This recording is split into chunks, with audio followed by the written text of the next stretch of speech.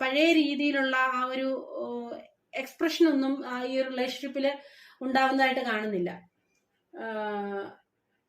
അതായത് ഇപ്പോഴത്തെ ഒരു സിറ്റുവേഷനിൽ നിങ്ങൾ ആഗ്രഹിക്കുന്നത് പോലെയുള്ള ഒരു ഈക്വൽ ആയിട്ടുള്ള ഗിവ് ആൻഡ് ടേക്ക് നിങ്ങൾക്കിടയിൽ നടക്കുന്നില്ല എന്നുള്ളതാണ് നമുക്കിവിടെ മനസ്സിലാക്കാൻ കഴിയുന്നത്. ഈ ഒരു ബന്ധം എങ്ങനെ നല്ല രീതിയിൽ മുന്നോട്ട് കൊണ്ടുപോകാമെന്ന് കൂടുതലായിട്ട് അതിനുവേണ്ടി പ്രവർത്തിക്കുന്നതും ചിന്തിക്കുന്നതും ഒക്കെ നിങ്ങൾ ആണെന്നാണ് നമുക്കിവിടെ കാണാൻ സാധിക്കുന്നത്.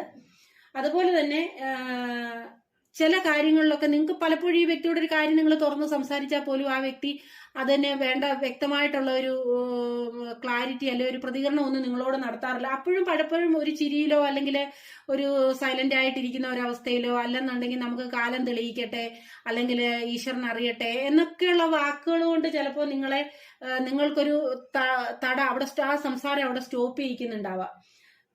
അപ്പോ അവർക്ക് അത് എന്തുകൊണ്ടാണെന്ന് ചോദിച്ചു കഴിഞ്ഞാൽ അവർക്കറിയാം അവരിനി ഏത് രീതിയിൽ നിങ്ങളോട് പ്രതികരിച്ചെന്ന് പറഞ്ഞാലും നിങ്ങൾ അവരെ വിട്ടു പോവില്ല എന്നുള്ളത് അവർക്ക് നല്ല വ്യക്തമായിട്ട് അറിയാം. കാരണം ഇതേണ്ട് കണ്ടില്ലേ ലവേഴ്സ് കാർഡ് വന്നിരിക്കുന്നതന്നെ.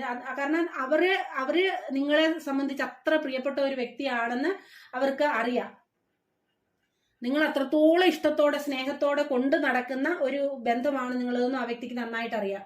അപ്പൊ അതുകൊണ്ട് തന്നെയാണ് ആ വ്യക്തി ഈ ഒരു രീതിയിൽ പ്രതികരിക്കുന്നത്. ഇനി എന്ത് വന്നാലും ആ വ്യക്തിയെ നിങ്ങൾ ഇട്ടുപോവില്ല. പക്ഷേ